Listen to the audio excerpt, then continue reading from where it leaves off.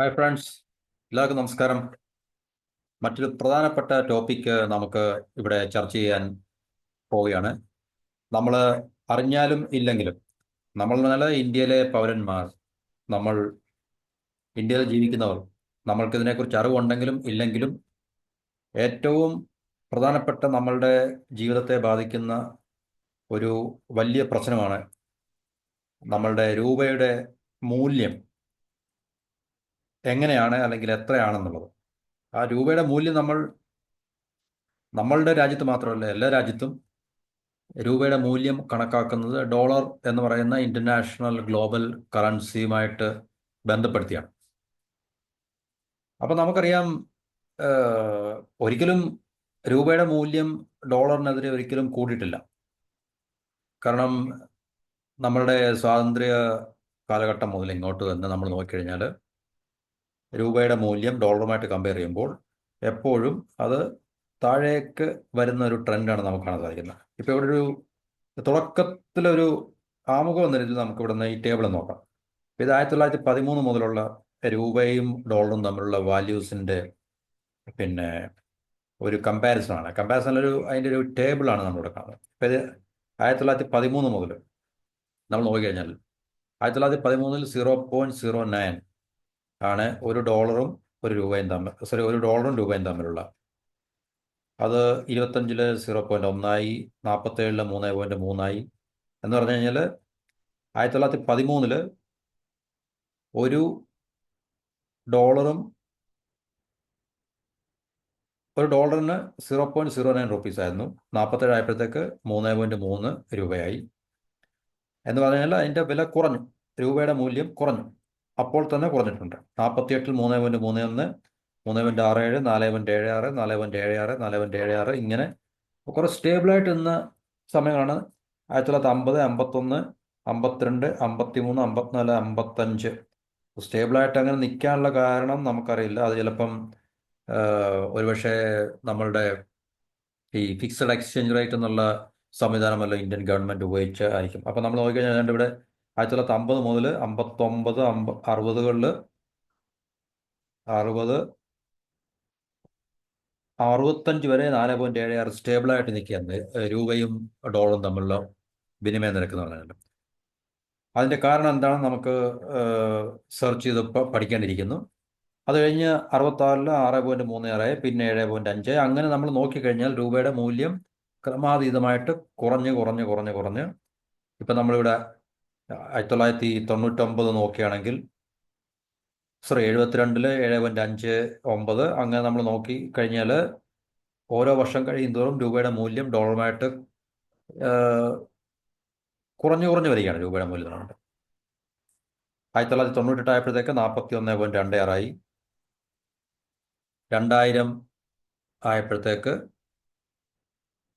നമുക്കിവിടെ നോക്കാം, 2000 44.94 അത് 2005 ആയപ്പോഴത്തേക്ക് 44.1.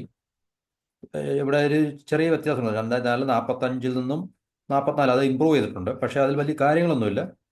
വീണ്ടും അത് താഴേക്ക് തന്നെ കൂപ്പുകുത്തി 2015 14 മുതൽ 62.33 മുതൽ 2025 ഇപ്പോൾ. ഇത് ഇന്നത്തെ റിപ്പോർട്ടല്ല, ഇത് കുറച്ച് ദിവസം മുമ്പുള്ള റിപ്പോർട്ടാണ്. ഇന്നത്തെ ലേറ്റസ്റ്റ് 87 മേളിൽ റുപ്പി ഡോളർ എക്സ്ചേഞ്ച് റേറ്റ് പോയെന്നുള്ളൊരു വീഡിയോ ഞാൻ ചെയ്തിട്ടുണ്ട്. അപ്പോൾ 2025 ഇപ്പം ഈ റിപ്പോർട്ടിൻ്റെ ഡേറ്റ് ഞാൻ നോക്കട്ടെ. നമുക്ക് ജാനുവരി 30 86.50 ആയിട്ടുണ്ട് ഡോളറും റുപ്പിയും തമ്മിലുള്ള എക്സ്ചേഞ്ച് വിനിമയ നിരക്ക് എന്ന് പറയുന്നത്. അപ്പം നമ്മൾ നോക്കിക്കഴിഞ്ഞാൽ 1913 മുതൽ ഇങ്ങോട്ടെന്ന് പറഞ്ഞു കഴിഞ്ഞാൽ സ്റ്റീപ്പായിട്ടുള്ള, വളരെ പിന്നെ ഗ്രാജുവലായിട്ടുള്ള, സിസ്റ്റമാറ്റിക് ആയിട്ടുള്ള ഡിക്ലൈൻ തന്നെയാണ് റുപ്പിയുടെ വാല്യൂസിന് ഉണ്ടായിട്ടുള്ളത് പറഞ്ഞു കഴിഞ്ഞാൽ. അപ്പോൾ ഇതുകൊണ്ട് തന്നെ നമുക്ക് മനസ്സിലാക്കാൻ പറ്റും, നമ്മളുടെ രാജ്യത്ത് ഡോളറിൻ്റെ ഡിമാൻഡ് വളരെ കൂടുതലും പക്ഷേ അതിൻ്റെ സപ്ലൈ വളരെ കുറവാണെന്നുള്ള കാര്യം നമുക്ക് മനസ്സിലാക്കാൻ സാധിക്കും. ഓക്കെ, അതിന് പല കാരണങ്ങളുണ്ട്. അപ്പം ഞാൻ ആമുഖമായിട്ട് പറഞ്ഞത്, ഇത്രയും വർഷം 1913 മുതൽ 2013 നമ്മൾ നോക്കുമ്പോൾ 56.57 വന്നിട്ടുണ്ട്. 1913 $1 0.09 പൈസ കൊടുത്തു കഴിഞ്ഞാൽ, അല്ലെങ്കിൽ രൂപ, അന്നത്തെ നമ്മുടെ ഇന്ത്യ നിലവിലുള്ള എന്താ കറൻസി 0.09 പൈസ വല്ലതായിരിക്കും ചിലപ്പോൾ. അന്നത്തെ പൈസ നമ്മൾ കൊടുത്തു കഴിഞ്ഞാൽ $1 കിട്ടുമായിരുന്നു. 100 വർഷം കഴിഞ്ഞ് 2013 നമ്മൾ നോക്കുമ്പോൾ 56.57 രൂപ കൊടുത്താൽ $1 നമുക്ക് ലഭിക്കും. അപ്പം തീർച്ചയായിട്ടും ഇന്ത്യയുടെ കറൻസിയുടെ മൂല്യം ക്രമാതീതമായിട്ട് ഇത്രയും വർഷമായി കുറഞ്ഞു എന്നുള്ള കാര്യം നമുക്ക് ഡോളറുമായിട്ട് കമ്പയർ ചെയ്യുമ്പോൾ. അപ്പോൾ ഡോളറുമായിട്ട് കമ്പയർ ചെയ്യുമ്പോൾ എന്ന് പറഞ്ഞാൽ, അല്ലെങ്കിൽ ഡോളറുമായിട്ട് നമ്മൾ മാച്ച് ചെയ്യുമ്പോൾ, യൂണിവേഴ്സൽ കറൻസി, ഗ്ലോബൽ കറൻസി, അല്ലെങ്കിൽ ഇൻ്റർനാഷണൽ കറൻസി, അല്ലെ വേൾഡ് കറൻസി എന്നൊക്കെ പറയുന്നത് ഡോളർ തന്നെയാണെന്നുള്ളത് നമുക്കറിയാം. ഡോളറിനെതിരെയാണ് എല്ലാ രാജ്യങ്ങളുടെയും കറൻസിയെ മാച്ച് ചെയ്യുന്നത്. ഇപ്പോഴും ഗ്ലോബൽ ഇക്കണോമിക് സിസ്റ്റവും ഇപ്പോഴും ഡോമിനേറ്റ് ചെയ്യുന്നത് ഡോളറാണ്. ഡോളറാണ് എല്ലാവരും പ്രിഫർ ചെയ്യുന്നത്. ഡോളറാണ് ഇൻ്റർനാഷണൽ ട്രേഡിംഗ് കറൻസി. അപ്പോൾ ഇപ്പോഴും ആ ഡോളറിൻ്റെ ഡോമിനൻസ് തന്നെയാണ്, അല്ലെങ്കിൽ പ്രാധാന്യം തന്നെ നമുക്ക് എവിടെയും കാണാൻ സാധിക്കുന്നത്. അപ്പോൾ ഡോളറാണ് പ്രൈം കറൻസി എന്ന് പറയുന്നത്. അപ്പോൾ അതിനെതിരെയാണ് എല്ലാ കറൻസികളും പിന്നെ പെഗ് ചെയ്യുന്നത്, അല്ലെങ്കിൽ തീർച്ചയായിട്ടും അവർ അതിൻ്റെ ഓരോ രാജ്യത്തിൻ്റെയും വാല്യൂ മെഷർ ചെയ്യുന്നത് ഡോളറിനെതിരെയാണ്. അപ്പോൾ അങ്ങനെ നമ്മൾ നോക്കുമ്പോൾ ഇന്ത്യൻ റുപ്പിയുടെ ഈ പറഞ്ഞ 1913 മുതൽ നമ്മൾ എടുത്തു ഈ ടേബിൾ അനുസരിച്ചാണ്, അല്ലെങ്കിൽ 47 മുതൽ നോക്കിക്കഴിഞ്ഞാൽ തന്നെയും ഡോളറിൻ്റെ വാല്യൂമായിട്ട്, അല്ലെങ്കിൽ ഒരു ഡോളറുമായിട്ട് നമ്മൾ കമ്പയർ ചെയ്യുമ്പോൾ ഇന്ത്യൻ റുപ്പിയുടെ വാല്യൂ ക്രമാതീതമായി കുറഞ്ഞ് ഈ അവസ്ഥയിലേക്ക്, അല്ലെങ്കിൽ ഈ ഒരു കണ്ടീഷനിലേക്ക് വന്നു എന്ന് കാണാം. 2025 ജാനുവരി 30 വരെയുള്ള റിപ്പോർട്ടിൻ്റെ അടിസ്ഥാനത്തിൽ 86.5, ഇപ്പോൾ ഫെബ്രുവരി 2 അല്ലെങ്കിൽ 3 ആയിട്ടുണ്ട്. ഇന്ന് 87ലേക്ക് ഡോളർ ഇന്ത്യൻ റുപ്പി വിനിമയ നിരക്ക് ആയിട്ടുണ്ട് എന്നുള്ള റിപ്പോർട്ടുകൾ നമ്മൾ കാണുന്നുണ്ട്. പ്രത്യേകിച്ച് ട്രംപിൻ്റെ ടാരിഫ് ഡിക്ലറേഷൻ, ചൈനയ്ക്കും കാനഡയ്ക്കും മെക്സിക്കോയ്ക്കുമെതിരെയുള്ള ടാരിഫ് ഡിക്ലറേഷൻ, അതിൻ്റെ പിന്നെ ഫലമായിട്ട് റുപ്പിയുടെ വാല്യൂ ക്രമാതീതമായിട്ട് കുറഞ്ഞു എന്ന് കഴിഞ്ഞ ഒക്ടോബർ മുതൽ ഈ സമയം വരെ ഏകദേശം 4% ഇന്ത്യൻ റുപ്പീസിൻ്റെ വാല്യൂ കുറഞ്ഞു എന്നുള്ള റിപ്പോർട്ട് നമുക്ക് കാണാൻ സാധിക്കും. ഓക്കെ, ഇനി നമുക്ക് ഇതിൻ്റെ കാരണങ്ങൾ, ബേസിക്കായിട്ടുള്ള കാരണങ്ങൾ എന്താണെന്ന് നമ്മൾ മനസ്സിലാക്കാം. ഇത് ഞാൻ എപ്പോഴും പറയാറുള്ളത് തന്നെ ഒരു കോംപ്രഹെൻസീവ് സ്റ്റഡി ഒന്നുമില്ല, ആധികാരികമായിട്ടുള്ള ഒരു വിവരണമോ അല്ലെങ്കിൽ എക്സ്പ്ലനേഷനോ ഒന്നുമല്ല. നമുക്ക് തീർച്ചയായിട്ടും ഇതിൻ്റെ ബേസിക് ആയിട്ടുള്ള, എന്തുകൊണ്ടാണ് നമ്മളുടെ കറൻസി ആയിട്ടുള്ള റുപ്പിക്ക് ഇത്രയധികം ഈ ഗ്രാജുവലായിട്ടുള്ള സിസ്റ്റമാറ്റിക് ആയിട്ടുള്ള ഈ ഡിക്ലൈൻ, അല്ലെങ്കിൽ കുറവ്, അല്ലെങ്കിൽ മൂല്യത്തിലുള്ള ശോഷണം സംഭവിക്കുന്നത് എന്നുള്ളത് നമുക്കറിയാം. തീർച്ചയായിട്ടും നമുക്കറിയാം, നമ്മൾ ലോകത്തിലെ സമ്പദ് വ്യവസ്ഥയുടെ കാര്യം എടുത്ത് നോക്കുമ്പോൾ അതിനകത്തിലെ ഒരു പ്രധാനപ്പെട്ട ഇക്കണോമിക് പ്ലെയർ അല്ല നമ്മൾ പറഞ്ഞത്. ഇക്കണോമിക് പ്ലെയർ എന്ന് പറഞ്ഞാൽ GDP നമ്മളെടുത്ത് നോക്കുമ്പോഴും, മാനുഫാക്ചറിങ്ങിൻ്റെ കാര്യം എടുത്ത് നോക്കുമ്പോഴും, ഫോറിൻ റിസർവിൻ്റെ കാര്യങ്ങൾ എടുത്ത് നോക്കുമ്പോഴും, പിന്നെ സമ്പദ് വ്യവസ്ഥയുടെ ആകെ മൊത്തം ടോട്ടലായിട്ടുള്ള വളർച്ച എടുത്ത് നോക്കുമ്പോഴും, എല്ലാ തരത്തിലും നമ്മൾ ഒരു പിന്നെ സെക്കൻഡറി ഇക്കണോമിക് പവർ മാത്രമാണ്. പവർ നമുക്ക് വേണമെങ്കിൽ വിശേഷിപ്പിക്കാം, അല്ലെങ്കിൽ പ്രാഥമികമായിട്ടുള്ള സാമ്പത്തിക ശക്തി എന്ന് പറയുന്ന അമേരിക്ക, ഇപ്പോൾ ചൈന, പിന്നെ ജർമ്മനി, അതുപോലെ തന്നെ ജപ്പാൻ, ഈ രാജ്യങ്ങളെയൊക്കെ നമ്മൾ കണക്കിലെടുക്കുമ്പോൾ തീർച്ചയായിട്ടും അവരിലും താഴെ നിൽക്കുന്ന ഒരു സമ്പദ് വ്യവസ്ഥ തന്നെയാണ് നമ്മൾ ഇപ്പോഴും പറഞ്ഞാൽ. കാരണം നമ്മളുടെ GDP നമ്മൾ കണക്കിലെടുക്കുകയാണെങ്കിൽ അത് ഏത് രീതിയിൽ കാൽക്കുലേറ്റ് ചെയ്താലും ശരി, കൂടി വന്നാലൊരു 3.5 അല്ലെങ്കിൽ 4 ട്രില്യൺ ഡോളറിൻ്റെ GDP മാത്രമേ നമ്മൾ അറ്റൈൻ ചെയ്തിട്ടുള്ളൂ. ഇത്രയും വലിയൊരു രാജ്യമാണ്, ഇത്രയും വലിയ പോപ്പുലേഷൻ ഉള്ള രാജ്യമാണ്. അപ്പോൾ അതെല്ലാം കണക്കിലെടുക്കുമ്പോൾ അത് തീർച്ചയായിട്ടും വലിയൊരു എമൗണ്ട് അല്ല, വലിയൊരു ഫിഗർ അല്ല, വലിയൊരു സംഖ്യയല്ല നമുക്കറിയാൻ പറ്റും. നമ്മളെ ഫോറിൻ റിസർവ് ഏകദേശം 600 ബില്യൺ ഡോളേഴ്സാണ്. അതുപോലെ നമ്മുടെ ഗ്ലോബൽ മാനുഫാക്ചറിങ് അല്ലെങ്കിൽ ഗ്ലോബൽ പ്രൊഡക്ഷനിൽ നമ്മളുടെ ഷെയർ എന്നൊക്കെ പറഞ്ഞു കഴിഞ്ഞാൽ വളരെ മീഗറായിട്ടുള്ള, വളരെ തുച്ഛമായിട്ടുള്ള 2%, 2.5%, 3%, ഉടനെ 5% എന്ന് നമ്മൾ എടുത്തു കഴിഞ്ഞാൽ തന്നെ 5% ഒന്നുമില്ല, 5%-ൽ താഴെ മാത്രമേ ഉള്ളൂ.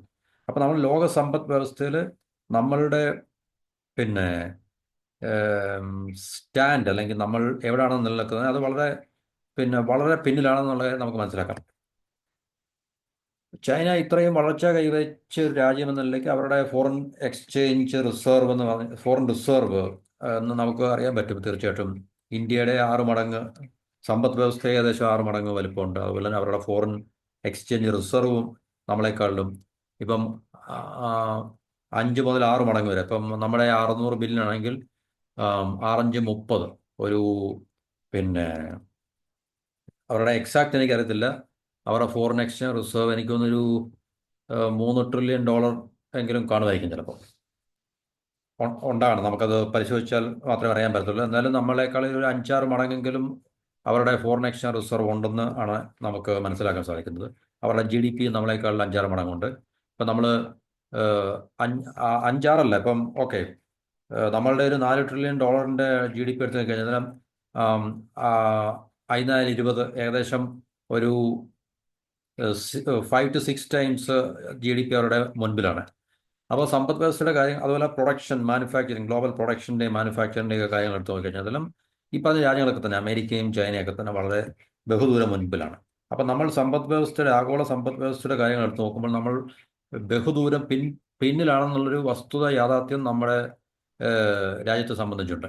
അപ്പോൾ ഇതെല്ലാം കണക്കിലെടുക്കുമ്പോൾ തീർച്ചയായിട്ടും നമ്മളെപ്പോലുള്ള രാജ്യത്തിൻ്റെ കറൻസി ഡോളറുമായിട്ട് തട്ടിച്ച് നോക്കുമ്പോൾ എപ്പോഴും അത് ഒരു ഡിപ്രീസിയേഷൻ ഉണ്ടാകാനുള്ള സാധ്യത മാത്രമേ നമുക്ക് കാണാൻ സാധിക്കത്തുള്ളൂ. അപ്പോൾ എന്തുകൊണ്ടാണ് ഇങ്ങനെയുള്ളൊരു പിന്നെ വ്യത്യാസം വ്യത്യാസം ഉണ്ടാകാനുള്ള കാരണങ്ങൾ, ബേസിക്കായിട്ടുള്ള ചില കാരണങ്ങൾ. ഇപ്പോൾ നമ്മൾ ഈ ടൈറ്റിലൊക്കെ why the Indian rupees falling against the US dollar, causes and impacts, കാരണങ്ങളും അതിൻ്റെ ഫലങ്ങളും എന്നൊക്കെ പറയാം. ഇവിടെ നമുക്കൊരു മലയാളത്തിലെ റിപ്പോർട്ട് നോക്കിക്കഴിഞ്ഞാൽ രൂപയ്ക്ക് എന്ത് തകർച്ച, ഒരു ഡോളർ കിട്ടാൻ 84 രൂപ. ഇത് പിന്നെ കുറച്ച് ദിവസം മുമ്പുള്ള റിപ്പോർട്ടാണിത്. എന്നാണിത് ഡിസംബർ 17 അപ്പോൾ അതിനുശേഷം അത് 85 ഇപ്പോൾ 87 ആയിട്ടുണ്ടാവുള്ളൂ. അപ്പോൾ നമുക്കൊന്ന് പരിശോധിക്കാം. രാജ്യത്തെ വ്യാപാര കമ്മി റെക്കോർഡ് ഉയരത്തിലെത്തിയതോടെ ഇന്ത്യൻ രൂപ ഇന്ന് എക്കാലത്ത് എന്താണ്? വ്യാപാര കമ്മി എന്ന് പറയുന്നത് നമ്മുടെ എക്സ്പോർട്ടും ഇമ്പോർട്ടും തമ്മിലുള്ള വ്യത്യാസത്തിലാണ് വ്യാപാര കമ്മി, ട്രേഡ് ഡെഫിസിറ്റ് എന്ന് പറയും. വ്യാപാര കമ്മി, ഡെഫിസിറ്റ് എന്ന് പറയാം നമുക്ക്. എന്നുവെച്ചാൽ നമ്മുടെ ഇമ്പോർട്ട് കൂടുകയും എക്സ്പോർട്ട് കുറയുകയും ചെയ്യുന്ന അവസ്ഥയാണല്ലോ കമ്മി എന്ന് പറയുന്നത്, വ്യാപാര കമ്മി എന്നല്ല. അപ്പോൾ ഇത് അന്നത്തെ ഒരു റിപ്പോർട്ടാണ്. ഈ ഫിഗർ ഇപ്പം മാറി 87 ആയിട്ടുണ്ട്. രാജ്യത്തെ വ്യാപാര കമ്മി ഒക്ടോബറിൽ, ഇത് നമ്മൾ ബേസിക്കായിട്ട് നോക്കിയിട്ട് നമ്മളതിൻ്റെ റീസൺസ്, കോസസ് നമുക്ക് നോക്കാം. രാജ്യത്തെ വ്യാപാര കമ്മി ഒക്ടോബറിൽ $2,710 നിന്ന് നവംബറിൽ 3,784. അപ്പോൾ തീർച്ചയായിട്ടും നമ്മളുടെ ട്രേഡ് ഡെഫിസിറ്റ്, ഇമ്പോർട്ടും എക്സ്പോർട്ടും തമ്മിലുള്ള വ്യത്യാസം വളരെ കൂടി വരികയാണെന്നുള്ളത് നമുക്ക് അതിൽ മനസ്സിലാക്കാൻ കഴിയും. അപ്പം നമ്മളുടെ ഇമ്പോർട്ട് കൂടുകയും എക്സ്പോർട്ട് കുറയുകയും ചെയ്യുമ്പോൾ നമ്മുടെ രാജ്യത്തു നിന്ന് ഉള്ള ഡോളർ പുറത്തേക്ക് നമുക്ക് ഡോളറിൻ്റെ ഔട്ട്ഫ്ലോ ആണ് ഉണ്ടാകുന്നത്. അപ്പോൾ ഡോളറിൻ്റെ ഔട്ട്ഫ്ലോ രാജ്യത്തു നിന്ന് ഉണ്ടാകുമ്പോൾ തീർച്ചയായിട്ടും അതും റുപ്പിയും തമ്മിലുള്ള ബാലൻസ് സെറ്റ് ചെയ്യുകയും റുപ്പിയുടെ മൂല്യം കുറയാൻ അത് കാരണമാവുകയും ചെയ്യും. മറിച്ചാണെങ്കിൽ റുപ്പിയുടെ മൂല്യം കൂടാനുള്ള സാധ്യതയുണ്ട്. നവംബറിൽ വാണിജ്യ കയറ്റുമതി നമ്മുടെ എക്സ്പോർട്ട്, ട്രേഡ് എക്സ്പോർട്ട് 2.17% വളർച്ചയോടെ $3,211 എത്തിയപ്പോൾ ഇറക്കുമതി $6,995 ആ വ്യത്യാസം ഒന്ന് മനസ്സിലാക്കുക. $3,211 എക്സ്പോർട്ട് നമ്മൾ ചെയ്തപ്പോൾ നമുക്ക് $6,995 ഇമ്പോർട്ട് നമുക്ക് ചെയ്യേണ്ടി വന്നു. അപ്പോൾ ഇത്രയും വലിയൊരു ബ്രിഡ്ജ് അല്ലെങ്കിൽ വ്യത്യാസം ഇമ്പോർട്ടും എക്സ്പോർട്ടും തമ്മിലുണ്ട്. അപ്പം നമ്മളിൽ നിന്ന് കൂടുതൽ ഡോളർ അങ്ങോട്ട് പുറത്തേക്ക് പോകാനുള്ള സാധ്യതയാണ്, അല്ലെങ്കിൽ പുറത്തേക്ക് പോകാനുള്ള ഒരു അവസരമാണ് ഇത്. അപ്പോൾ തീർച്ചയായിട്ടും റുപ്പിയുടെ മൂല്യം കുറയാനുള്ള സാധ്യത വളരെ കൂടുതലാണ്. അപ്പോൾ അതുകൊണ്ടാണ് റുപ്പിയുടെ മൂല്യം കുറയുന്നത്. അതുപോലെ തന്നെ സ്വർണത്തിൻ്റെ ഇറക്കുമതി റെക്കോർഡിലാണ്. സ്വർണത്തിൻ്റെ ഇറക്കുമതി അതായത് നമ്മൾ മറ്റ് രാജ്യങ്ങളിൽ നിന്ന് സ്വർണ്ണം ഇറക്കുമതി ചെയ്യുമ്പോൾ നമുക്ക് തീർച്ചയായിട്ടും കൂടുതൽ ഡോളർ നമുക്ക് കൊടുക്കേണ്ടി വരും. നവംബറിൽ തന്നെ സ്വർണത്തിൻ്റെ ഇറക്കുമതി പുതിയ റെക്കോർഡ് ഇട്ടതായിട്ടാണ് നമ്മുടെ കൊമേഴ്സ് മിനിസ്ട്രിയുടെ അല്ലെങ്കിൽ വാണിജ്യ മന്ത്രാലയത്തിൻ്റെ കണക്കുകൾ കാണിക്കുന്നത്. $1,480 സ്വർണ്ണമാണ് ഇറക്കുമതി ചെയ്തത്. $1,480 ഒരുപക്ഷെ ലോകത്തിലെ ഏറ്റവും കൂടുതൽ സ്വർണ്ണം ഇറക്കുമതി ചെയ്യുന്ന രാജ്യം ഇന്ത്യ തന്നെയാണ്. കാരണം നമ്മുടെ ഡൊമസ്റ്റിക് ഗാർഹിക പിന്നെ കൺസംഷൻ നമുക്കറിയാം. ഇന്ത്യയിൽ ഏറ്റവും കൂടുതൽ സ്വർണം കൺസ്യൂം ചെയ്യുന്ന ഒരു രാജ്യമാണ് ഇന്ത്യ എന്ന് പറഞ്ഞു കഴിഞ്ഞാൽ. അപ്പം ഈ പറഞ്ഞ കാര്യങ്ങളൊക്കെ തന്നെ നമ്മളുടെ ട്രേഡിൽ ഇംബാലൻസ് ഉണ്ടാക്കുകയും കൂടുതൽ ഡോളർ ഇന്ത്യക്ക് വെളിയിലേക്ക് പോകേണ്ടി വരികയൊക്കെ ചെയ്യണം, മനസ്സിലായത്. അപ്പോൾ ഒരു മാസം ഏറ്റവും കൂടുതൽ ഉയർന്ന ഇറക്കുമതിയാണ് ഇതെന്നാണ് കണക്കുകൾ സൂചിപ്പിക്കുന്നത്. മുൻ വർഷം നവംബറുമായി നോക്കുമ്പോൾ 50% വർധന. അതായത് ഈ വർഷത്തെ $1,480 സ്വർണം ഇറക്കുമതി ചെയ്തെങ്കിൽ കഴിഞ്ഞ വർഷത്തിനേക്കാളും 50% കൂടുതൽ ആണ് ഇപ്രാവശ്യത്തെ വർധന എന്ന് പറഞ്ഞാൽ. അപ്പോൾ ഈ സ്വർണ്ണ ഇറക്കുമതി കൂടാനുള്ള കാരണം കസ്റ്റംസ് തീരുവ 15% നിന്ന് 6% കുറച്ചു. അപ്പോൾ സർക്കാരിൻ്റെ ഭാഗത്തുള്ള ചില നയങ്ങൾ ഇതിന് കാരണമാണ്, മനസ്സിലല്ലോ. സർക്കാർ കസ്റ്റംസ് തീരുവ അല്ലെങ്കിൽ കസ്റ്റംസ് ഡ്യൂട്ടി 15% നിന്നും 6% കുറച്ചപ്പോൾ തീർച്ചയായിട്ടും സ്വർണത്തിൻ്റെ ഇറക്കുമതിയും കൂടും. അപ്പം സ്വർണത്തിൻ്റെ ഇറക്കുമതി കൂടുമ്പോൾ നമ്മൾ ഇമ്പോർട്ട് ചെയ്യുന്ന സാധനത്തിന് നമുക്ക് ഡോളർ കൊടുക്കേണ്ടി വരും നമുക്ക്. അപ്പം നമ്മുടെ രാജ്യത്തിൻ്റെ ഡോളർ റിസർവിൽ നിന്ന് നമുക്ക് കൂടുതൽ ഡോളർ പുറത്തേക്ക് നമുക്ക് കൊടുക്കേണ്ടി വരും നമുക്ക്. അപ്പോൾ അത് റുപ്പിയുടെ മൂല്യമായിട്ട് നമുക്ക് റുപ്പിയുടെ മൂല്യത്തിനെ അത് സാരമായി ബാധിക്കും. കാരണം ഇമ്പോർട്ട് കൂടുമ്പോൾ തീർച്ചയായിട്ടും നമുക്ക് റുപ്പിയുടെ മൂല്യത്തെ ബാധിക്കുന്നുണ്ടല്ലോ. അപ്പം അന്നത്തെ റിപ്പോർട്ടാണ് ഈ പോക്ക് 85ലേക്ക്. 85ഒക്കെ ഇപ്പോൾ കഴിഞ്ഞു. 85 കഴിഞ്ഞ് 87 ഇപ്പം നമ്മുടെ ഇന്നത്തെ നിലവാരത്തിൽ. വിദേശ നിക്ഷേപർ ഇന്ത്യൻ വിപണിയിൽ നിന്ന് പണം തുടർച്ചയായി പിൻവലിച്ചതും. കാരണം വിദേശ നിക്ഷേപർ പണം പിൻവലിക്കുക അത് ഡോളർ നമ്മുടെ ഇന്ത്യയിൽ നിന്ന് പുറത്തേക്ക് പോവാണ്. അപ്പോൾ ഡോളർ ഇന്ത്യയിൽ നിന്ന് പുറത്തേക്ക് പോകുമ്പോൾ തീർച്ചയായിട്ടും റുപ്പിയുടെ മൂല്യം കുറയും. ഡിമാൻഡും സപ്ലൈയും നമ്മളൊരു മാച്ചിങ്ങും മിസ്മാച്ചിൻ്റെയും പ്രശ്നമാണ് നമുക്ക്. അതുപോലെ തന്നെ മോശം വളർച്ചാ കണക്കുകളൊക്കെ ഉൾപ്പെടുന്നത്. കാരണം നമ്മുടെ രാജ്യത്ത് ഇൻവെസ്റ്റ് ചെയ്യാനുള്ള പ്രവണത ഇൻവെസ്റ്റേഴ്സിനില്ല. കാരണം വളർച്ചാ നിരക്കിൻ്റെയൊക്കെ പ്രശ്നങ്ങളും അല്ലെങ്കിൽ സമ്പദ് വ്യവസ്ഥയിലുള്ള വളർച്ചയുടെയൊക്കെ പ്രശ്നങ്ങളും ഒക്കെ തന്നെ അവരെ ഈ മാർക്കറ്റിൽ നിന്നും ഡോളർ പിൻവലിച്ചുകൊണ്ട് മറ്റ് ഏറ്റവും കൂടുതൽ ഇൻട്രസ്റ്റ് കിട്ടുന്ന മാർക്കറ്റിലേക്ക് അവർ തീർച്ചയായിട്ടും പോകും, വിദേശ നിക്ഷേപകർ. അപ്പോൾ ഇവിടുന്ന് ഡോളർ പുറത്തേക്ക് പോവുകയും അപ്പോൾ ഡോളറിൻ്റെ സപ്ലൈ നമ്മുടെ രാജ്യത്ത് കുറയുന്നത് കൊണ്ട് റുപ്പിയായിട്ടത് മാച്ച് ചെയ്യുമ്പോൾ തീർച്ചയായിട്ടും റുപ്പിയുടെ വാല്യൂ കുറയാനുള്ള സാധ്യത ഉണ്ട്. അപ്പം ഈ പറഞ്ഞ ഒരു കാരണം ഈ വർഷം 20 രൂപയുടെ മൂല്യത്തിൽ ഡോളറിനെതിരെ 2.1% വരെ ഈ വർഷം 2.1 0.1% വരെ കുറവുണ്ടായി. അപ്പോൾ ഈ വർഷം അവസാനം അതായത് ഡിസംബറോടുകൂടി 85%. അത് കഴിഞ്ഞു, ഡിസംബർ കഴിഞ്ഞ് ഇപ്പം ജാനുവരി കഴിഞ്ഞ് ഫെബ്രുവരി ആയിട്ടുണ്ട്. നമ്മൾ ലേറ്റസ്റ്റ് റിപ്പോർട്ടിലാണ് നിൽക്കുന്നത്. അപ്പോൾ മറ്റ് കറൻസികളുമായിട്ട് നമ്മൾ കമ്പയർ ചെയ്യുമ്പോൾ ഇന്ത്യൻ കറൻസിയുടെ വ്യതിയാനം കുറവാണെന്നാണ് നിരീക്ഷണം. അതിലൊന്നും നമുക്ക് ഇതൊരു ജസ്റ്റിഫിക്കേഷൻ മാത്രമാണ്. മികച്ച സാമ്പത്തിക അടിത്തറയും മറ്റും രൂപയ്ക്ക് കരുത്ത് പകരുന്നുണ്ട്. അതൊക്കെ ആയിക്കോട്ടെ. പക്ഷേ നമുക്ക് മറ്റ് രാജ്യങ്ങളുടെ കറൻസിയായിട്ട് നമ്മൾ ഇപ്പം ഡോളർ യെൻ അല്ലെങ്കിൽ ഡോളർ സൗത്ത് കൊറിയയുടെ കറൻസി, അല്ലെങ്കിൽ dollar to Singapore currency, dollar to Malaysian currency. അപ്പം ഇതിലുള്ള വ്യത്യാസങ്ങൾ അവർ കരുത്താർജിച്ചോ അല്ലെങ്കിൽ ദുർബലമായോ എന്നുള്ളത് നമ്മുടെ വിഷയമല്ല. ശരിക്കും പറഞ്ഞു കഴിഞ്ഞാൽ നമ്മളും ഡോളറും തമ്മിലുള്ള വിനിമയ നിരക്ക് എന്താണ്, അല്ലെങ്കിൽ നമ്മൾ ഡോളറുമായിട്ട് തടഞ്ഞു നോക്കുമ്പോൾ നമ്മുടെ പിന്നെ രൂപയുടെ നമ്മുടെ കറൻസിയുടെ മൂല്യം കൂടുന്നുണ്ടോ കുറയുന്നുണ്ടോ എന്നുള്ളതാണ് നമ്മുടെ കണക്കാണ്. അപ്പോൾ ബ്ലൂംബർഗ് ഡേറ്റ പ്രകാരം ജപ്പാനീസ് യെൻ, സൗത്ത് കൊറിയയുടെ വോൺ എന്നിവയുമായി നോക്കുമ്പോൾ രൂപ ഭേദപ്പെട്ട് നിൽക്കുന്നു. അത് നമുക്കൊരു കൺസേൺ അല്ല ശരിക്കും പറഞ്ഞു കഴിഞ്ഞാൽ. ഈ വർഷം ഇതുവരെ ഡോളറിനെതിരെ യെൻ 8.78% മുകളിലും വോൺ 8.5. ഈ വർഷത്തെ കണക്കാണ്. വോൺ, സൗത്ത് കൊറിയൻ വോൺ 8.53% മുകളിലും ഇടിഞ്ഞു. ഫിലിപ്പീൻസിൻ്റെ പെസോ 5.8%. അപ്പോൾ ഇതുമായിട്ട് കമ്പയർ ചെയ്യുമ്പോൾ നമ്മൾ ബെറ്റർ ആയിട്ടുള്ള പെർഫോമൻസ് ആണെന്നാണ് ഇവിടെ ജസ്റ്റിഫൈ ചെയ്യുന്നത്, നീതീകരിക്കാൻ ശ്രമിക്കുന്നത്. അത് വലിയ നീതീകരണമൊന്നുമില്ല. അതുപോലെ തന്നെ ചില ഏഷ്യൻ രാജ്യങ്ങളുമായിട്ട് നോക്കുമ്പോൾ രൂപയാണ് കൂടുതൽ ദുർബലമായത്. മലേഷ്യൻ റിഗറ്റ് ഡോളറിനെതിരെ 3.51%, ഹോങ്കോങ് ഡോളർ 0.43% നേട്ടമുണ്ടാക്കി. അപ്പം ഈ പറഞ്ഞ ജപ്പാനീസ് യെന്ന്, സൗത്ത് കൊറിയൻ വോൺ, ഫിലിപ്പീൻസിൻ്റെ പെസോ ഇതുമായിട്ട് കമ്പയർ ചെയ്ത് നോക്കുമ്പോൾ ഇന്ത്യൻ റുപ്പിയുടെ പെർഫോമൻസ് ബെറ്റർ ആണെന്നും, പിന്നെ മലേഷ്യൻ റിംഗറ്റിനെതിരെയും ഹോങ്കോങ് ഡോളറിനെതിരെയും ഇന്ത്യൻ റുപ്പിയുടെ പെർഫോമൻസ് വളരെ ദുർബലമാണെന്നാണ് ഇവിടെ റിപ്പോർട്ടിൽ പറയുന്നത്. അപ്പോൾ റിസർവ് ബാങ്കിൻ്റെ കോൺസിസ്റ്റൻ്റ് ആയിട്ടുള്ള തുടർച്ചയായിട്ടുള്ള ഇടപെടൽ. കാരണം നമുക്കറിയാം റിസർവ് ബാങ്ക് ഈ പറഞ്ഞ ഇന്ത്യൻ രൂപയുടെ മൂല്യം പ്രൊട്ടക്റ്റ് ചെയ്യാൻ വേണ്ടി എപ്പോഴും ഇൻ്റർഫിയർ ചെയ്യുന്നുണ്ട്. അതിൻ്റെ ഒരു ഇതെന്ന് പറഞ്ഞു കഴിഞ്ഞാൽ നമ്മുടെ കയ്യിലുള്ള ഫോറിൻ റിസർവ് അത് മാനേജ് ചെയ്യുന്ന റിസർവ് ബാങ്കാണ്. ആ റിസർവ് ബാങ്ക് അത് വിപണിയിൽ ഫോറിൻ ഡോളർ വിറ്റഴിക്കുകയോ അല്ലെങ്കിൽ വിപണിയിലുള്ള ഡോളർ വാങ്ങിക്കൂട്ടുകയോ ചെയ്യും. കാരണം രണ്ട് രീതിയിലുണ്ട് അതിന് മാനേജ് ചെയ്യാൻ വേണ്ടി.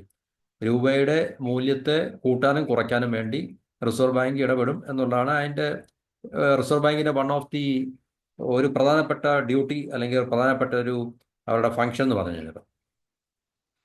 അപ്പോൾ അത് ഈ രൂപയെ വലിയ വ്യതിയാനങ്ങളിലേക്ക് വീഴാതെ ഈ വർഷം മുഴുവൻ പിടിച്ചു നിർത്തിയത് റിസർവ് ബാങ്കിന്റെ തുടർച്ചയായ ഇടപെടലുകളാണെന്ന് പറയാം. എന്താണ് ഈ വലിയ വ്യതിയാനങ്ങൾ? ഇതിൽ കൂടുതൽ വ്യതിയാനം എന്താണ് ഉണ്ടാകേണ്ടത്?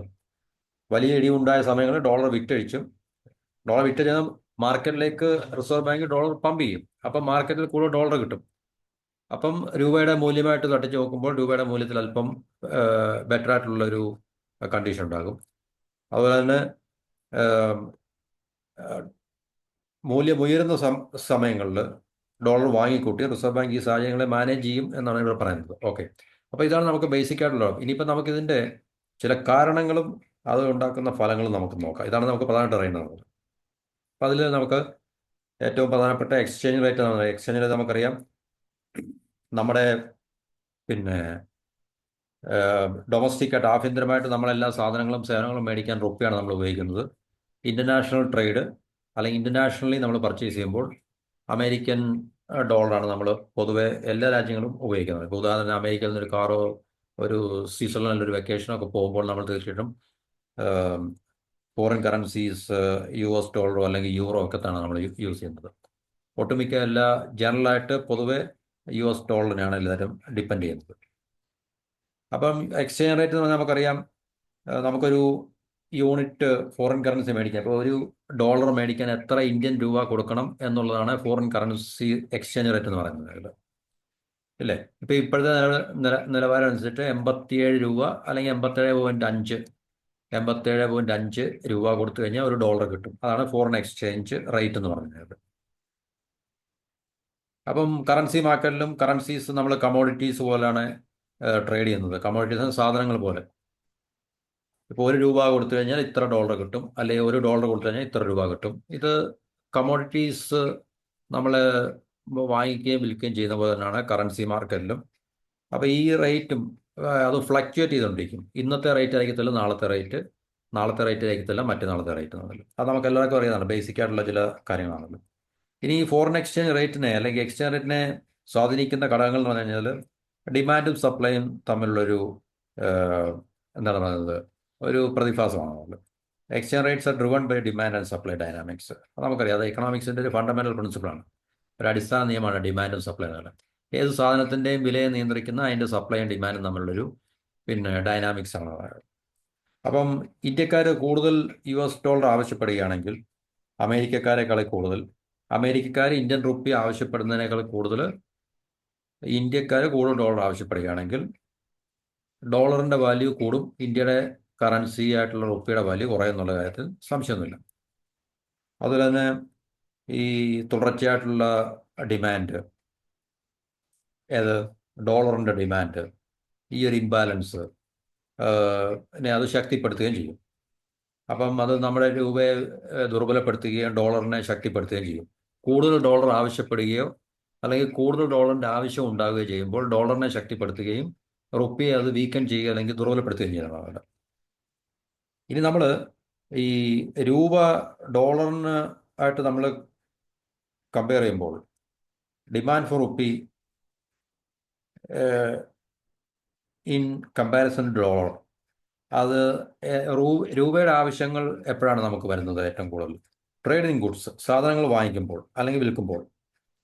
ഇപ്പോൾ ഇന്ത്യ കൂടുതൽ സാധനങ്ങൾ ഇമ്പോർട്ട് ചെയ്യുകയാണെന്നിരിക്കട്ടെ US നിന്ന്, നമ്മൾ അങ്ങോട്ട് കയറ്റുമതി ചെയ്യുന്നതിനേക്കാൾ കൂടുതൽ നമ്മൾ ഇങ്ങോട്ട് ഇറക്കുമതി ചെയ്യുകയാണെങ്കിൽ US ഡോളറിൻ്റെ ആവശ്യം കൂടുതലായിട്ട് വരും നമ്മുടെ ഇന്ത്യൻ റുപ്പി. കാരണം നമ്മൾ അമേരിക്കയിൽ നിന്ന് സാധനങ്ങൾ ഇങ്ങോട്ട് വാങ്ങിക്കുമ്പോൾ നമുക്ക് ഡോളർ കൊടുത്ത് സാധനങ്ങൾ വാങ്ങിക്കാൻ പറ്റത്തുള്ളൂ.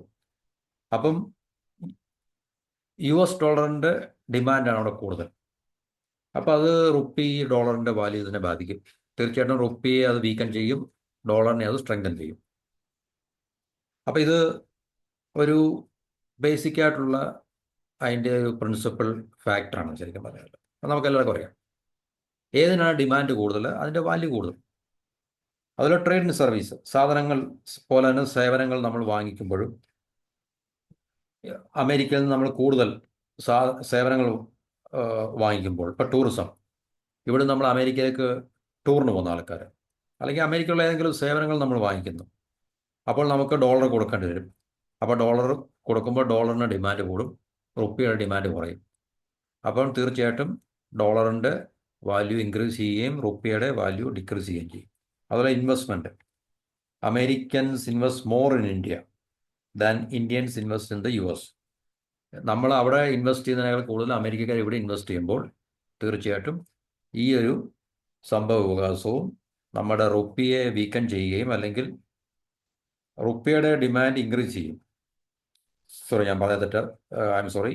അമേരിക്കൻസ് ഇങ്ങോട്ട് ഇൻവെസ്റ്റ് ചെയ്യുമ്പോൾ അല്ലെങ്കിൽ തിരിച്ചാണെങ്കിൽ, ആദ്യത്തെ രണ്ട് case trade in goods and സർവീസാണ്. നമ്മൾ അങ്ങോട്ട് അമേരിക്കയിൽ നിന്ന് കൂടുതൽ സാധനങ്ങൾ വാങ്ങിക്കുകയും അമേരിക്കയിൽ നിന്ന് കൂടുതൽ സേവനങ്ങൾ വാങ്ങിക്കുകയും ചെയ്യുമ്പോൾ നമുക്ക് കൂടുതൽ ഡോളർ അങ്ങോട്ട് കൊടുക്കേണ്ടി വരും. അതുകൊണ്ട് റുപ്പിയുടെ മൂല്യം കുറയും. അമേരിക്കൻ ഇൻവെസ്റ്റ്മെൻറ്റ് ഉണ്ടാകുമ്പോൾ അത് ഏത് രീതിയിലാണോ, ഇപ്പം നമ്മൾ അമേരിക്കൻസ് ഇങ്ങോട്ട് ഇൻവെസ്റ്റ് ചെയ്യുകയാണെങ്കിൽ നമ്മുടെ മാർക്കറ്റിലേക്ക്, വിപണിയിലേക്ക് കൂടുതൽ ഡോളർ വരും. അപ്പോൾ കൂടുതൽ ഡോളർ വരുന്നതുകൊണ്ട് നമ്മുടെ രൂപയുടെ മൂല്യം കൂടും. ഇനി മറിച്ചാണെങ്കിൽ ഇന്ത്യക്കാർ അങ്ങോട്ടാണ് ഇൻവെസ്റ്റ് ചെയ്യുന്നത് കൂടുതലെങ്കിൽ ഇവിടുന്ന് ഡോളർ അങ്ങോട്ട് പോവുകയും അല്ലെങ്കിൽ നമ്മുടെ കയ്യിലുള്ള ഡോളർ കൂടുതൽ ഔട്ട്ഫ്ലോ ഉണ്ടാകുകയും അതും കാരണം റുപ്പിയുടെ മൂല്യം കുറയാൻ സാധ്യത ഉണ്ടാകുകയും ചെയ്യുന്നു. ഇനി നമുക്ക് പരിശോധിക്കാനുള്ളത് 3 kinds of demands ആണ്. Factors affecting 3 kinds of demands mentioned. ഇപ്പോൾ ഈ മേളിൽ പറഞ്ഞ trade in goods, trade in services, investment, ഈ 3 മേഖലകളെ ബാധിക്കുന്ന ചില ഘടകങ്ങളാണ്. അത് ട്രേഡ് റെസ്ട്രിക്ഷൻസ്. ഇപ്പം നമുക്കറിയാം, ട്രംപ് അവിടെ അധികാരത്തിൽ വന്നു. ട്രംപ് അദ്ദേഹത്തിൻ്റെ ഇലക്ഷൻ ക്യാമ്പയിൻ സമയത്ത് മുതൽ ഇന്ത്യയും ചൈനയും മെക്സിക്കോ അല്ലെങ്കിൽ കാനഡ ഇതുപോലുള്ള രാജ്യങ്ങളെയൊക്കെ ഭയങ്കരമായിട്ട് ഭീഷണിപ്പെടുത്തുന്നുണ്ട്. ബ്രിക്സ് രാജ്യങ്ങളെ പ്രത്യേകിച്ച് സൗത്ത് ആഫ്രിക്ക, ഇന്ത്യ, ചൈന, ഈ 3 രാജ്യങ്ങളെ കഴിഞ്ഞ കുറച്ച് ദിവസം മുമ്പ് അദ്ദേഹം പറഞ്ഞു ട്രമൻഡസ് ടാരിഫ് മേക്കേഴ്സ് ആണ്. അതായത് ഏറ്റവും കൂടുതൽ നികുതി ചുമത്തുന്ന, അമേരിക്കയ്ക്കെതിരെ ഏറ്റവും കൂടുതൽ നികുതി ചുമത്തുന്ന രാജ്യങ്ങളാണ് ഇന്ത്യയും ചൈനയും സൗത്ത് ആഫ്രിക്കയും എന്നാണ് അദ്ദേഹം ഭീഷണിപ്പെടുത്തിയത്. അതുകൊണ്ട് തിരിച്ച് അമേരിക്ക നിങ്ങളുടെ മേൽ ഏറ്റവും കൂടുതൽ ഞങ്ങളും തിരിച്ച് നിങ്ങൾക്ക് ഒരു ശിക്ഷ തരും എന്നുള്ള, അല്ലെങ്കിൽ നിങ്ങളുടെ മുകളിലും ടാരിഫ് ഏർപ്പെടുത്തുന്നുള്ള ഭീഷണി ഉണ്ടാകുകയും ചൈനയ്ക്കെതിരെ 10% അദ്ദേഹം ടാരിഫ് ഏർപ്പെടുത്തുകയും ചെയ്തിട്ടുണ്ട്. അപ്പോൾ ഇങ്ങനെയുള്ള ട്രേഡ് റെസ്ട്രിക്ഷൻസ് ഒക്കെ ഉണ്ടാകുമ്പോൾ, ഇപ്പം അമേരിക്ക ഏതെങ്കിലും സാധനങ്ങൾ, സേവനങ്ങൾ ബാൻ ചെയ്യുകയാണെങ്കിൽ, ഉപരോധം ഏർപ്പെടുത്തുകയാണെങ്കിൽ, അതുപോലെ തന്നെ ഇമ്പോസ് ഹൈ ടാരിഫ്സ്, കൂടുതൽ നികുതി ഏർപ്പെടുത്തുകയാണെങ്കിൽ നമ്മുടെ ഇന്ത്യൻ റുപ്പിക്ക് ഉള്ള ഡിമാൻഡ് കുറയുകയും, കാരണം അമേരിക്ക ഇപ്പോൾ ഉദാഹരണത്തിന് ഇന്ത്യയിൽ നിന്ന് അമേരിക്കയിലേക്ക് ഒരു സാധനം നമ്മൾ കയറ്റി അയക്കുകയാണ്. അപ്പം അമേരിക്കൻ ഗവൺമെൻറ് അതിൻ്റെ മേൽ കൂടുതൽ നികുതി ചുമത്തുമ്പോൾ അത് അമേരിക്കൻ മാർക്കറ്റിലേക്ക് ചെല്ലുമ്പോൾ വളരെ വില കൂടിയൊരു സാധനമായിട്ട് മാറും, അല്ല സേവനമായിട്ട് മാറും. അപ്പോൾ അമേരിക്കൻസ് അത് കൂടുതൽ പ്രിഫർ ചെയ്യത്തില്ല, കാരണം വില കൂടുതലായിരിക്കും. അപ്പോൾ തീർച്ചയായിട്ടും നമ്മളുടെ ഇന്ത്യൻ റുപ്പിയുടെ ഡിമാൻഡ് കുറയുകയും, ഇന്ത്യൻ റുപ്പിയുടെ ഡിമാൻഡ് കുറയുന്ന പറഞ്ഞാൽ നമ്മുടെ എക്സ്പോർട്ടിന് അവിടെ ഒരു തടസ്സം നേരിടുന്നു. എക്സ്പോർട്ടിന് തടസ്സം നേരിടുന്നത് കൊണ്ട് ഇന്ത്യൻ റുപ്പിയുടെ ഡിമാൻഡ് കുറയുന്നു. കാരണം അമേരിക്കക്കാർക്ക് ഈ രൂപ കൊടുത്ത് പിന്നെ ഈ സാധനം മേടിക്കുന്ന ഒരു പ്രവണത അവിടെ സ്റ്റോപ്പ് ചെയ്യുന്നു. കാരണം നമ്മുടെ സാധനങ്ങളും സേവനങ്ങളും കൂടുതൽ വിലയാണെന്നുള്ളൊരു അടിസ്ഥാനത്തിൽ നമ്മുടെ സാധനങ്ങളോ സേവനങ്ങളോ മേടിക്കുന്നത് മൊത്തമായി നിർത്തുകയോ അല്ലെങ്കിൽ മേടിക്കുന്നതിൽ കുറവുണ്ടാകുന്നു. അപ്പോൾ ഇന്ത്യൻ റുപ്പിയുടെ ഡിമാൻഡ് കുറയുന്നു. ഇന്ത്യൻ റുപ്പിയുടെ ഡിമാൻഡ് കുറയുമ്പോൾ അമേരിക്കൻ ഡോളറിൻ്റെ വാല്യൂ കൂടുന്നു. അത് നമ്മുടെ ഇന്ത്യൻ രൂപയുടെ മൂല്യത്തെ കുറയ്ക്കുകയും ചെയ്യുന്നു. അതുപോലെ തന്നെ ഇൻഫ്ലേഷൻ വലിയൊരു പ്രധാന ഘടകമാണ്. ഇന്ത്യയിൽ ഇൻഫ്ലേഷൻ കൂടുതലാണെങ്കിൽ, അമേരിക്കക്കാളുള്ള ഇൻഫ്ലേഷൻ ഇന്ത്യയിൽ കൂടുതൽ നിലനിൽക്കുകയാണെങ്കിൽ ഇന്ത്യൻ റുപ്പിയുടെ വാല്യൂ അതിനെ ബാധിക്കുന്നുണ്ട്. അതുപോലെ തന്നെ ഇൻവെസ്റ്റേഴ്സ് ഒന്നുകിൽ ഇന്ത്യയിൽ ഇൻവെസ്റ്റ് ചെയ്യുന്നത് ഒഴിവാക്കും, അല്ലെങ്കിൽ ഇന്ത്യയിൽ ഇൻവെസ്റ്റ് ചെയ്തിരിക്കുന്നത് അവർ വിഡ്രോ ചെയ്യും. അപ്പം ഇന്ത്യയിൽ ഇൻവെസ്റ്റ് ചെയ്ത് അവർ വിഡ്രോ ചെയ്യുകയാണെങ്കിൽ ഡോളർ ഇവിടുന്ന് പോകും, ഇന്ത്യൻ മാർക്കറ്റിൽ നിന്ന് ഡോളർ പുറത്തേക്ക് ഒഴുകും. ഇന്ത്യയിലേക്ക് ഇൻവെസ്റ്റ് ചെയ്യാൻ അവർ മടിക്കുകയാണെങ്കിൽ തീർച്ചയായിട്ടും ഇവിടേക്ക് ഡോളർ വരുന്നത് കുറയുകയോ നിൽക്കുകയോ ചെയ്യും. അപ്പോൾ അത് ഇന്ത്യൻ റുപ്പിയുടെ മൂല്യത്തിനെ കുറയ്ക്കാനുള്ള സാധ്യതയുണ്ട്. കാരണം ഇവിടെ അവർക്ക് ഇൻവെസ്റ്റ് ചെയ്താൽ കുറച്ച് റിട്ടേൺ മാത്രമേ കിട്ടത്തുള്ളൂ എന്നുള്ളൊരു സാഹചര്യമാണ് നിലനിൽക്കുന്നതെങ്കിൽ ഇവിടെ ഇൻവെസ്റ്റ് ചെയ്തിരിക്കുന്ന പണം അവർ വിഡ്രോ ചെയ്തുകൊണ്ട് പോവുകയോ അല്ലെ ഇവിടെ ഇൻവെസ്റ്റ് ചെയ്യാതിരിക്കുകയോ ചെയ്യുമ്പോൾ ഇന്ത്യൻ വിപണിയിലേക്ക് വരുന്ന ഡോളറിൻ്റെ അളവ് കുറയുകയും തന്മൂലം ഇന്ത്യൻ റുപ്പിയുടെ വാല്യൂ പിന്നെ കുറയുകയും ചെയ്യും. അപ്പോൾ ഇതെപ്പോഴും ഡോളറിൻ്റെ ഡിമാൻഡുമായിട്ട് ബന്ധപ്പെടുത്തിയാണ് നമ്മുടെ ഇന്ത്യൻ റുപ്പിയുടെ വാല്യൂസിനെ മെഷർ ചെയ്യുന്നത്. ഇന്ത്യൻ റുപ്പിയുടെ മാത്രമല്ല, ഏത് കറൻസിയുടെയും, ഏത് രാജ്യത്തെ കറൻസിയുടെയും ആ രാജ്യത്തുള്ള ഡോളറിൻ്റെ ഡിമാൻഡിനെ അല്ലെങ്കിൽ ആ രാജ്യത്തുള്ള ഡോളറിൻ്റെ അളവിനെയും അടിസ്ഥാനമാക്കിയാണ് അതാത് രാജ്യത്തിൻ്റെ കറൻസിയും ഡോളറുമായിട്ടുള്ള മൂല്യം നിശ്ചയിക്കപ്പെടുന്നത്. ഇപ്പോൾ ഒരു രാജ്യത്ത് ഒക്കെ ഏറ്റവും കൂടുതൽ ഡോളർ വരികയാണെങ്കിൽ ആ രാജ്യത്തിൻ്റെ കറൻസി അപ്രീഷിയേറ്റ് ചെയ്യുകയും ആ രാജ്യത്തു നിന്ന് ഡോളർ കൂടുതൽ പുറത്തേക്ക് പോവുകയോ അല്ലെങ്കിൽ ആ രാജ്യത്തിന് കുറവ് ഡോളർ മാത്രമേ ഉള്ളെങ്കിൽ ആ രാജ്യത്തിൻ്റെ കറൻസിയുടെ മൂല്യം ഡിപ്രീഷിയേറ്റ് ചെയ്യുകയും ചെയ്യും. ഇനി നമുക്ക് നോക്കേണ്ടത് പോളിംഗ് റുപ്പീസ്. ഇപ്പോൾ ഇത് ലേറ്റസ്റ്റ് ആയിട്ടുള്ള കണക്കുകളൊക്കെയാണ് പറയുന്നത്. 85.11 എന്നൊക്കെയുള്ളത്, അതൊക്കെ കഴിഞ്ഞ് ഇപ്പോൾ 87ആയി. അപ്പം സെപ്റ്റംബർ മുതൽ ഇന്ത്യൻ റുപ്പിയുടെ മൂല്യം കുറഞ്ഞുകൊണ്ടിരിക്കുകയെന്ന് പറയുന്നുണ്ട്. അതൊക്കെ നമുക്ക് അവിടെ കണക്കാക്കേണ്ട ആവശ്യമില്ല, കാരണം ഗ്രാജ്വലി കുറഞ്ഞുകൊണ്ടിരിക്കുകയാണ്. അപ്പോൾ എന്തുകൊണ്ടാണ് ഈ ഡോളറിനെ കൂടുതൽ ശക്തിപ്പെടുത്തുകയും നമ്മളെപ്പോലുള്ള കറൻസിയെ കൂടുതൽ ദുർബലപ്പെടുത്തുകയും ചെയ്യുന്നതെന്നുള്ളതിൻ്റെ കാരണങ്ങളാണ്. അത് അമേരിക്കയുടെ പോളിസി നയങ്ങൾ ആണ് പ്രധാനപ്പെട്ടതായിട്ട് പറയുന്നത്.